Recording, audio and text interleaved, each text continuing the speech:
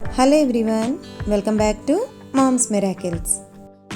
ఈరోజు వీడియోలో అందరికీ యూజ్ అయ్యేలా కొన్ని సింపుల్ అండ్ ఈజీ కిచెన్ టిప్స్ని మీతో షేర్ చేసుకోవాలనుకుంటున్నాను.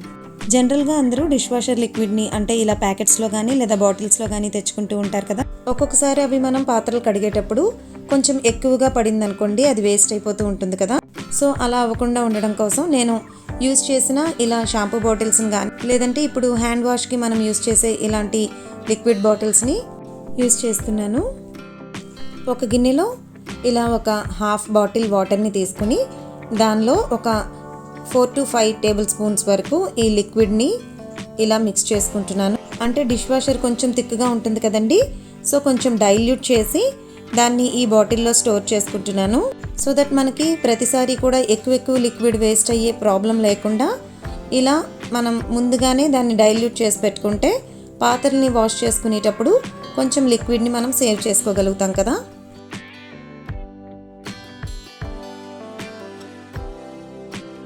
ఇంకొకటి ఏంటంటే ఇలా మనం వాటర్ బాటిల్స్ తీసుకునేటప్పుడు వాటి ఓపెనింగ్ అనేది కొంచెం చిన్న ఓపెనింగ్స్ ఉండే వాటర్ బాటిల్స్ మనం యూజ్ చేస్తుంటే వాటిని క్లీన్ చేయడం కొంచెం కష్టం కదండి.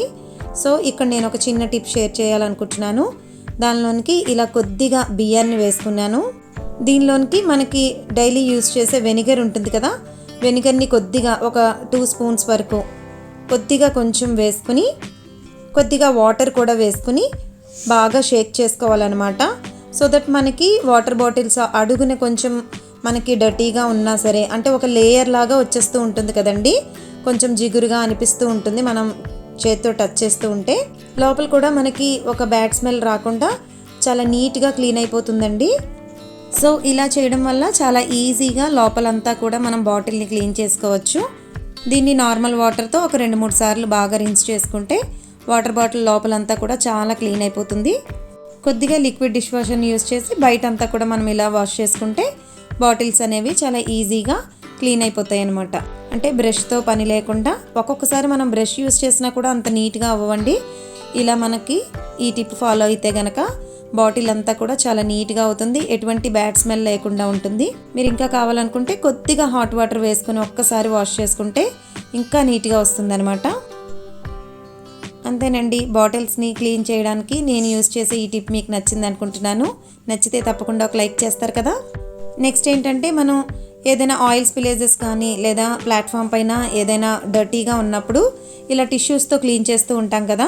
ఇలా క్లీనింగ్కి ప్రతిసారి టిష్యూస్ని యూజ్ చేయడం అనేది మనకి పేపర్ వేస్టేజ్ కదండి. సో ఇంట్లో పాతగా ఉండే క్లాత్స్ ఉంటాయి కదా, కాటన్ క్లాత్స్, ఇక్కడ నేను పాత నైటీని యూజ్ చేస్తున్నాను. ఇంకా ఏదైనా టవల్స్ కానీ బెడ్షీట్స్ కానీ పాతగా అయిపోయినవి ఉంటాయి కదా, కాటన్లో ఉండేవి, వాటిని ఇలా చిన్న చిన్న ముక్కలుగా కట్ చేసుకొని పెట్టుకుంటాను.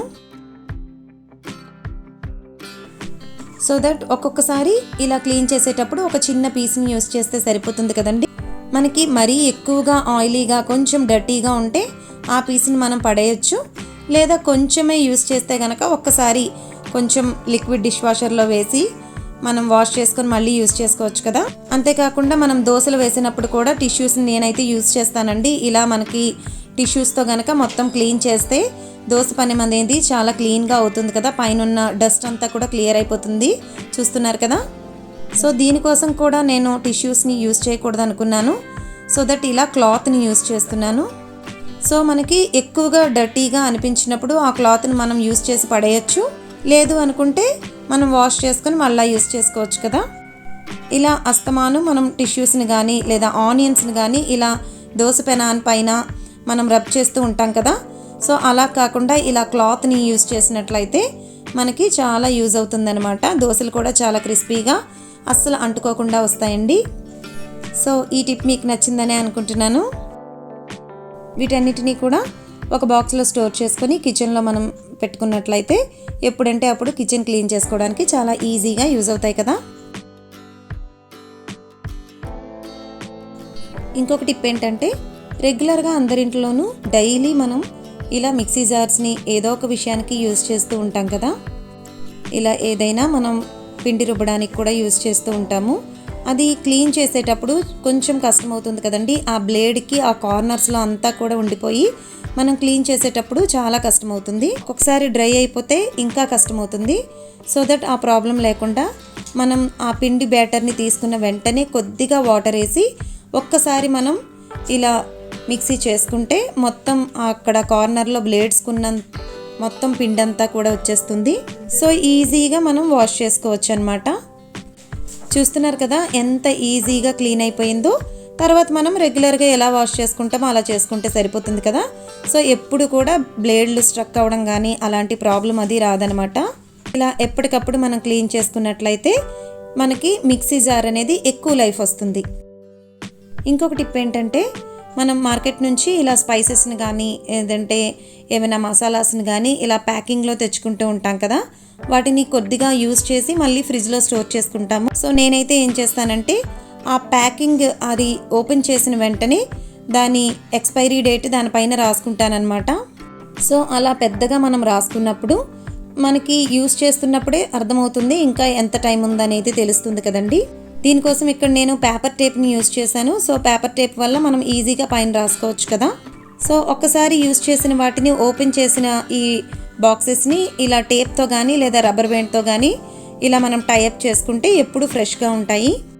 ఇంకొక టిప్ ఏంటంటే మన ఇంట్లో రెగ్యులర్గా ఇలా స్టీల్ డబ్బాలని యూజ్ చేస్తూ ఉంటాం కదండి, గ్రోసరీస్ని కానీ వేటినైనా స్టోర్ చేసుకోవడానికి. సో ఒక్కొక్కసారి మనం కన్ఫ్యూజ్ అవుతూ ఉంటాం కదా, ఏ డబ్బాలో ఏముందనేది మనకి తెలియదు కదా. సో ఇక్కడ నేను ఇలా పేపర్ టేప్ని దీనికి స్టిక్ చేసుకున్నాను. దీనిపైన ఈజీగా మనం రాసుకోవచ్చు. అంటే స్టీల్ కంటైనర్లో మనం ఏం స్టోర్ చేసామనేది ఇలా ఒక లేబులింగ్ లాగా రాసి పెట్టుకుంటే మనం లోపల ఏమున్నది అనేది ఈజీగా తెలుసుకోవచ్చు కదా. సో దీనికోసం మనం ప్రత్యేకంగా స్పెషల్గా స్టిక్కర్స్ అలాంటివి ఏమీ కొనక్కర్లేదు కదండి. ఒక పేపర్ టేప్ ఉంటే సరిపోతుంది, చాలా ఈజీగా రాసుకోవచ్చు. అంతేకాకుండా దీన్ని ఈజీగా కూడా మనం రిమూవ్ చేసుకోవచ్చు అనమాట. అంతేనండి. ఈ సింపుల్ అండ్ ఈజీ టిప్స్ మీకు నచ్చినట్లయితే తప్పకుండా ఒక లైక్ చేయండి.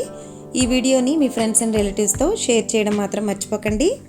మరిన్ని టిప్స్ అండ్ ఆర్గనైజేషన్ వీడియోస్తో మరొక వీడియోలో మళ్ళీ కలుసుకుందాం. అంతవరకు బాయ్.